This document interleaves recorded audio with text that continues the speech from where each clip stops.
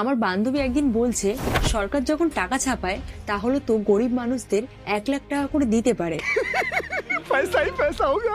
আসলে টাকা ছাপায় RBI, reserve bank of India, সরকার নয়।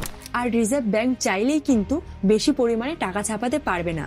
যদি বেশি পরিমাণে টাকা ছাপায় তাহলে কিন্তু জিনিসপত্রের দাম বেড়ে যাবে।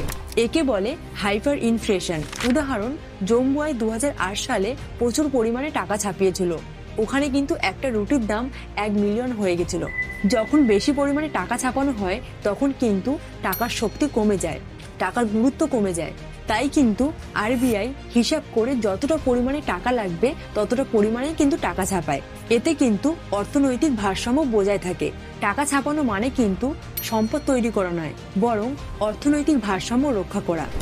আপনার বন্ধু বা বান্ধবী আপনাকে যদি এমন কথা বলে থাকে তাহলে এই ভিডিওটি তাকে শেয়ার করে দেবেন, কারণ